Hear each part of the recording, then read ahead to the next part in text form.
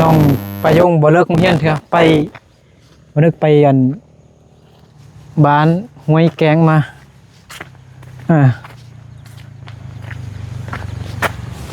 สบายดีพี่น้องเนาะมาเบิ่ง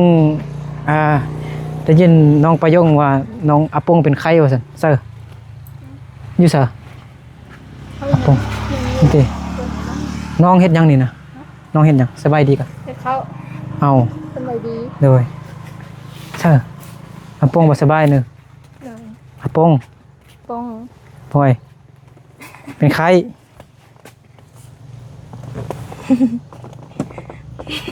ไอ้นึกไปห้วยแกงมาไปหาน้องไปเยี่ยมแม่นไปหาน้องไปเยียเจ็บหลายบ่กินยาแล้วติกินแล้วใส่แม่ กินไม่ก่อนกินยามาอย่างยาปลาเลยยาแก้ปวดกินบ่กินแล้วบ่มีแต่ยาปลายาปลาอย่างเดียวกินข้าวแล้วหนึ่งกินแล้วดีขึ้นแล้วบ่เอาดีแล้วไอ้นึกมาแล้วดีแล้วอีหยังล่ะบ่นี่ไอ้นึกมาแล้วดีแล้วนี่เราไปกับร้านแล้วนะเจ็บหัวยันไอ้นึกบ่มาหานึงเป็นจังได๋โอ้ยบ่สบายดีเนาะก็ถึงกูเลยเอาไปอย่างนั้นดีขึ้นแล้วบ่ดีขึ้นแล้วมื้อวันนี้เจ็บแต่มาวันนี้อ๋อฉันก็ดีแล้วฉันนะโอ้ยคิดว่าเข้าไปโรงเรียนทั้งสองคนพี่น้องเนาะตอนนี้ก็3 โมงหั่นนะปกติเขาจะเลิกตอน4 โมงยังเนาะตอนนี้ยังบ่เลิกเทื่อแม่นบ่เขายังบ่เลิกโรงเรียนเทื่อแม่นบ่โมโหเลยเลิกเทื่อนี้ดีขึ้นแล้วเนาะบ่เจ็บแล้วอ้าวมองดูโอ้คิงฮอนอยู่ดิผมแม่ยันกินนมเหนียวติเนี่ยว่านึกโอ้ยไอ้นึกไปห้วยแกงมาพี่น้องเนาะไปเบิ่งไปทายน้องไปเยี่ยขนมก็ซื้อไปแจกเข้าเด็กน้อยอยู่ห้วยแกงโอ้เด็กน้อยความลายลายก็อยู่บ้านเกี่ยวแคมซ้ำแจกขนมแจกเข้าเบิดแล้วมาแบบยังไหวเลยแต่พอดีเจอใส่น้องปะยงยังไขประตูอยู่คันปิดประตูไอ้นี่กับโบแววเมื่อกี้บ่ได้กะเกียมอะไรนั่นซ้ำพอดีน้องอาปงบ่สบายปะยงกับบ่ได้ไปโรงเรียนเฝ้าน้องอาปงไอ้ล่าเด้บ่ห่วยแล้วกันยังคือบ่นอนซั่นบ่นอนแล้วนะคิดอะไรนึกเนาะมาก่อนนึกดูคิดอะไรนึกเนาะพ่อแม่นึกอ้าวกินฮอดพ่อแม่คิดฮอดพ่อแม่แล้วเจ็บหัวนึกคิดฮอดพ่อแม่บ่ก็เป็นเจ้าแม่พ่อน่ะจะเป็นคิดฮอดพ่อแม่บ่คิดฮอดคิดฮอดพ่อแม่หลายเจ็บหัวบ่เป็นไข้เลยเนาะโอ้คิดฮอดพ่อแม่ซั่นพี่น้องเนาะพ่อแม่แจ้งบ่อ้ายพอกมั่วนั่นพอควันเลยเปื่อบ่ปืนบ่นอนแล้วเต้นซะนะเฮาไอ้นึกมาแล้วดีแม่นบ่ไอ้นึกมีมนต์ไอ้เนาะไอ้นึกเป่าดีเด้อดีไว้เด้อนี่ก็ดีเลยเนาะต้มมันยังหน่อยต้มฮะเขาหยังเขาแนวเนี่ยเขาเนี่ยมาเบิ่งด้วยเบิ่งพายเบิ่งดูแนวใดนะเบิ่งมอบักใหญ่ๆอลังการงานสร้างแฮงพี่น้องเอาน้อยเอาเปาใส่เห็นว่ามาเบิ่งมันบ่แนวใดนะนึงเขาเนี่ยจังซี่วะฮะธรรมดาเบิ่งดูสุกแล้วบ่บ่ฮู้เพราะอันนี้มันน้ำเนาะเลยอ๋อคือวันนึงเขาเหนียวบ่มีข้าวเจ้านะบ่เขาหมดแล้วเขายังอยู่ข้าวเหนียวกินข้าวเหนียวอะไรเนาะเลยขออาจารย์ล่ะบ่ขออาจารย์ล่ะบ่มีเหตุผลเบิ่งน้องว่าซั่น วันนี้ไอ้คิงมาเนี่ย โดย อืมอืม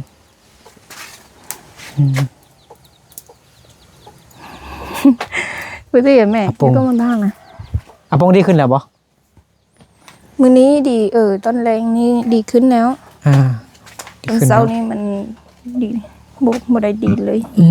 กินข้าวแล้วติเฮ็ดหยังกินไปประโยงเฮ็ดหยังให้กิน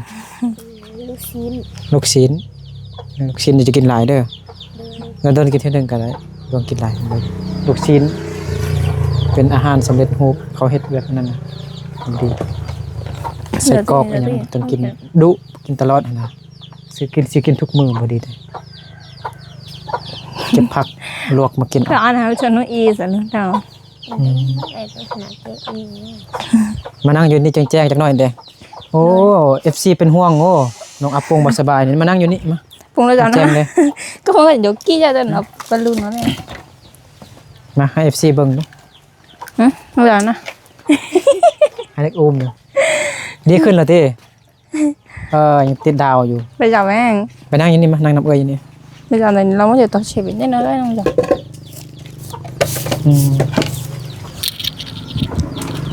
กูปวดจัง ลุกขึ้นหน่อยโอ้ยติดดาวตั้งแต่มื้อใดนี่ปีกายบ่ติดดาวหั่นนี่ติดดาวตั้งแต่ปีกายนี่หรือว่าปีนี้ ปีไก่นะ ติดมื้อใดเมื่อวานนี้หรือว่ามื้อเช้านี่ นี่ติมมือเช้า ติดมื้อเช้า เนย ลูกเสือไอล่าเนาะ งาม ใหญ่เด้อโอ้ยพักผ่อนรถก่อนไปเอาไปรถเด้อแล้วก็ลวงไปปานของน้องไปเยียไปริมน้องไปเยียน้องยังไงน้องโหน้อง น้องไม้เน่งบ่ บ่ น้องไม้เน่งน้องชี บ่ยังวงเลยโฮเทลน้องปลาเยียเนี่ย เลยน้องไปเยียน้องไปจี๊ดเนาะ เนย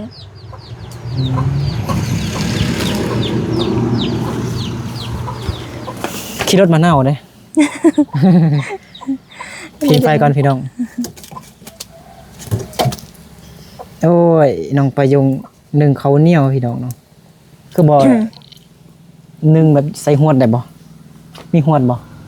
บ่มี หวดแบบข้าวสารเอาหั่นนี่ บ่มี นะฮู้อยู่ติ โห โหอยู่ บ่มี บ่มีไปซื้อ บ่ได้ไปตลาดบ่ได้ซื้อ หน้าแหงเนาะ น้องอัปปงบ่สบายพี่น้องโอ้เป็นไข้เจอ แม่นบ่ไข้เจอที่กินฮอดพ่อแม่ แม่น บ่มันไข้เจอเด้อ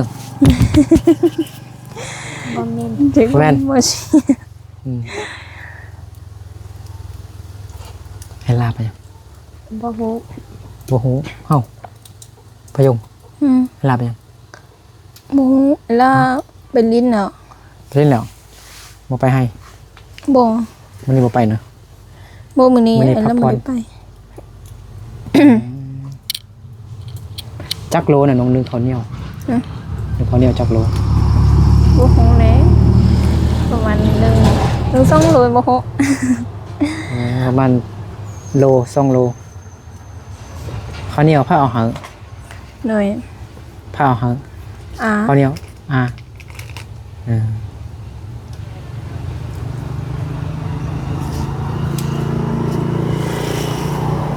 เมียนแม่นโทรศัพท์จะเล็ก บ่ทันที บ่แม่นเบิ่งโทรศัพท์หลายเลยปง บ่แม่น บ่แม่น เมื่อวานนี้ไปยังไปตากฝนจะตากฝนเด้องง งง อันอื่นน่ะมันก็เหมือนจริง ไปตากฝนตากแดดหลายเลยน้ำหมอกนี่เจ็บหัวเลยตกใส่หัวเจ็บเป็นไข้อากาศเปลี่ยนแปลงปกติอันนึกก็เป็นอยู่เมื่อก่อนนี่อันนึกนอน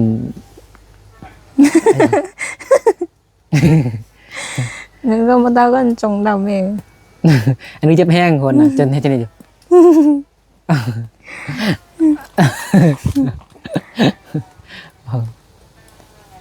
น้องประยงน่ะบ่เป็นติ บ่ บ่เจ็บติขาดเฮียนทั้งสองคนเนาะครอบในโคแล้วเนาะ คนแล้ว เอาแล้วไอ้บริกะเกียมยามาได้กินแต่ยาปลาร้านะ เลย ปลาเซตามอลนะกินแก้ปวดเนี่ยแก้ปวดขาวๆ แต่อยู่นี่เขาขายบ่ บ่ฮู้ไปซื้อเขาเอาเต เขาขายนี่ที่ ไข่เตปลา ปลาโพนะเงินปลาโพนะ บ่ได้ไปซื้ออยู่ปะโพ ไปเบิ่งอยู่เงินปลาโพมันเขาขาย เลย นี่ก็ขายอยู่ได้หันยังหันไข่เขาปุ่นน่าจะมีอยู่เลยสุกสลาบ่มีนะ บ่ สาระ สุกสลานะอยู่บ้าน สละมี บ่อันสุบ่ไอ้บ่แม่นไอ้วายาเด้สุกสลานะสุกสลาบ่อนห้องหม้อนะห้องหม้อน้อยนะบ่มี เดี๋ยวนั้นก็ให้สละในไทยหันหมวกช่วย บ่เป็นยาสลาเด้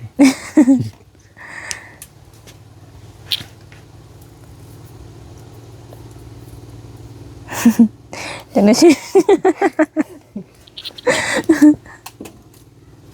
หน้าผงสาวนะ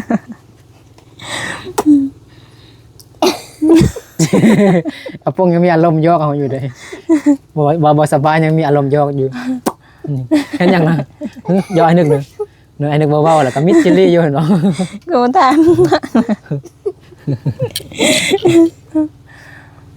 ไอ้ลืมแล้วน้องกินข้าวกับย่างกับน้องว่าบ่กินกินข้าวกับย่างกับไอ้ลืมแล้ว ลูกชิ้น ลูกชิ้นบ่กินมักอื้อแล้วเนาะ บ่จิ้มหัวกินบ่ได้ ก็หมดแล้วก็น่าจะเตา คำมันเล็กเก่ง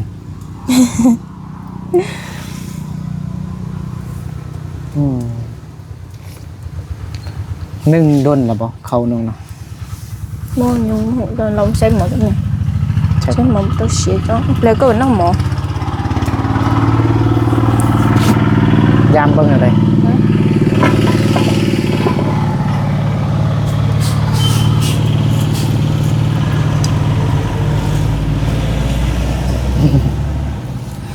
กินข้าวเหนียวเนาะอันนึกบ่ได้กินข้าวเถอะอันนึกอยากเขาอันนึกสิกินข้าวน้ำน้องอาปงน้องประยง kinh mé กินไหม เบิ่งดูสุกแล้วบ่ bố สุกเถอะ bố mà đấy บ่คันน้องประยงเอาหวดนึ่งเอามันนั่นอยู่คันเอาหม้ออันนี้มันหม้อเวียดนี่มันบ่ด้นพุ่นแหละได้ใช้เวลาด้นพุ่น nên มาใส่อันหวดก่อน2หวดมาก่อนเบิ่งไอ้นึกลองซานให้น้องอาปงก่อนซานหวดหูหวดบ่หวดนึงเขาน้องอาป chú ง chú mỏ ạ ภาษาไอ้นึกมันสิโอภาษามงว่าจังได ừ. ภาษามงว่าจังได chú mỏ จูหมอ bó tay cái đấy ฮะ bó tay นั่นมันนึ่งเข้าเหรอติรางวัลนึ่งเข้าติไอ้ว่าหวดซื่อๆเนาะหวดนึ่งเข้าหั่นไม่ยังก่อนรางวัลเมื่อกี้นะ bó tay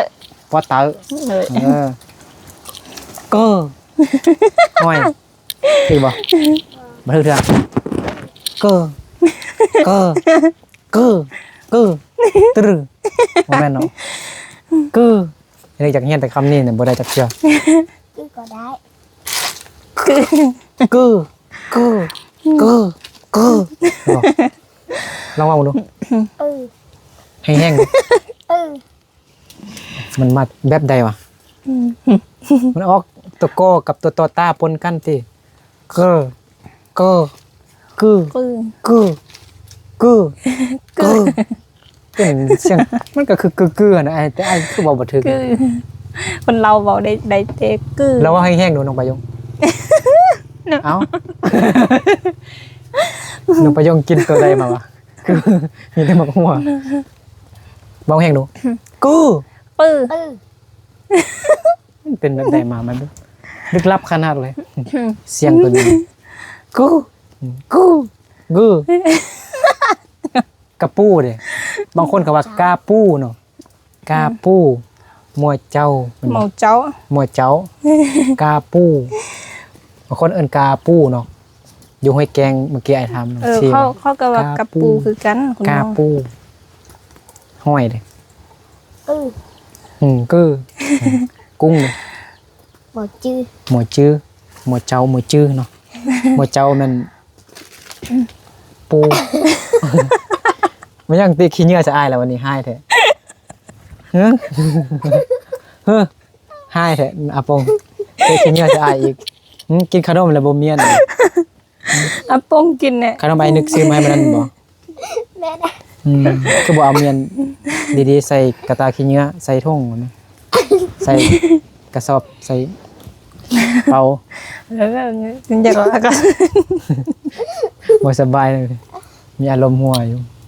น้องอาปง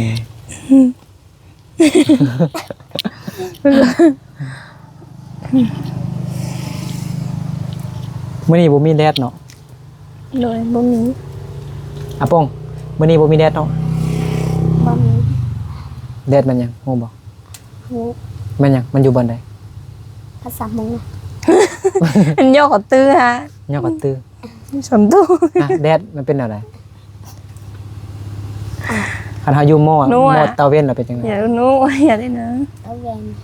หม้อเตาเว้นบ่ หู มันอยู่ไส จื้อ พี่จ้า อยู่สมตู้ ฮะ อาปงเตาเว้นอยู่ไสว่าหยังนะคือว่าเลี้ยวเบิ่งตาเบิ่ง เลยแล้วดาว อยู่ไส หูเป็นบ่เป็น มาบ่เป็นภาษามงเลยเตาเว้นว่าจังได๋ หนู ฮะ หนู ตะเวนหรือตะวัน เอ้ยน้องหยังบ่ย่า ลง น้องอียานบ่ เมน เรานั่นแต่ตกใจเห็นอายแล้วยันไอถ่ายคลิปนะมันไอ้นำไปฮอดพุ่นเลยน้องเอียนน้องเอียกับน้องเอียบ่ตอบเนี่ยเรายานอายกับบ่อาย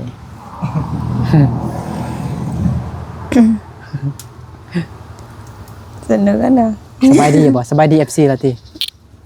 สบายดี ไปดี น้องบ่สบายดี ตื้อถ้ากี่ส น้ ต อ อง น บ่สบายดี น้องบ่สบายดีเด้คันสบายดีก็บ่เจ็บหัวเฮ็ดหยังหน่อยเฮ็ดหยังน่ะ บ่ เอ้าเฮ็ดหยังนะเจ็บหัวโอ้ยคิดฮอดพ่อแม่ไปอาชงไปเมื่อกี้อาจจะไปทางนาซ้ำมันเลยไปทางไฮน้อง บ่มื้อนี้เขากลับไปให้ เอ้า ทีนี้เขากลับไปให้พ่อแม่แต่อาปงกับไปยังบ่ไป เนี่ยเขาไปให้น้องประยงนะ เลย ไปตัดมักเดือยบ่ บ่ก็ไปชื่อน้ำปง โอ้ยทีเกี่ยวเขาตีเขา บ่ฮู้ ปันเขาตัดมักเดือย บ่แม่น งานมันต้นกูขิง แม่น ลกขิงกันบ่ลกขิงกันบ่ขิงใหญ่หั่นนะบ่ฮู้ว่าภาษาลาว บ่ เห็นฮอดบ่ยังล่ะม.4 แล้วเด้ต้องได้ท้าให้พ่อแม่น้องไปยงกลับมาจากให้จากส่วนก่อน จึงไปเบิ่งดินเนาะท่านนี้คือ ในบ้านก็ว่าท้าให้เขามารวมกันก่อนว่าซั่นเพราะว่าดินมันบ่หลายว่าซั่นได้ยินอาน้องประยงเว้ามื้อนั้นพี่น้อง ดินบ่หลายมีแต่ซ้ำตอนแต่3ตอนเป็นภาษาลาวแต่เป็นภาษาไทยนี่เอิ้นว่าซ้ำนี่ลืมแล้วยังแต่น้อยเดียวเท่านั้นก็เจ้ารวมกันรวมแต่ละคะแนนมารวมกันว่าซั่นมันคือว่ายากอยู่นะ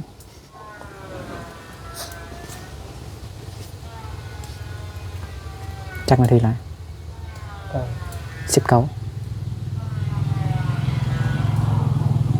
เอาเงินให้ 2,000 กีบซื้อยากินเด้อ 2,000 ได้บ่แล้วจักเม็ด ไปแต่เอาไรอาจารย์ ก็คือ สะกด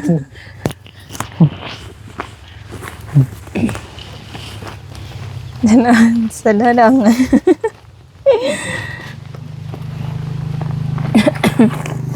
เนาะ มันจะปานเนี่ย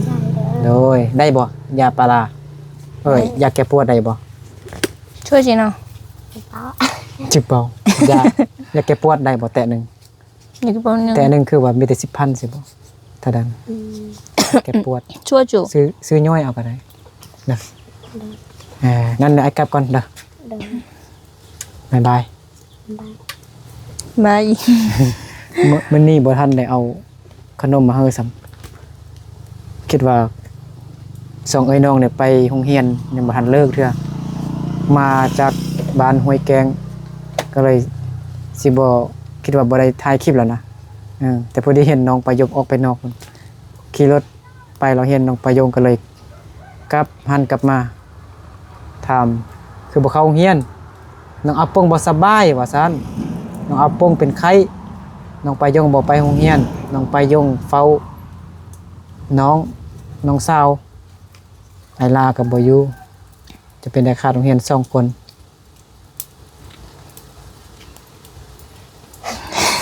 ดีขึ้นแล้วบ่วันนี้ ดีธรรมดา ดีธรรมดา โอเคพี่น้องเนาะเดี๋ยวบันทึกทีมงานเดินทางกลับบ้านก่อนเนาะไก่สิมืดสิค่ำแล้วเนาะ3-4 โมงแต่ว่ามันมืดแล้วพี่น้องฟ้าบดแห้งมื้อนี้บ่มีแดดเลยพี่น้องเนาะแต่เช้าฟ้าบดครึมๆอยู่เบิ่งตอนดึกนี่น่าจะฝนตกหนักแล้วพี่น้องเนาะอากาศมันเริ่มเปลี่ยนแปลงมันสิเริ่มเข้าฤดูหนาวแล้ว เดือน12เดือน1เดือน2นี่ก็หนาวแฮงหนาวปีนี้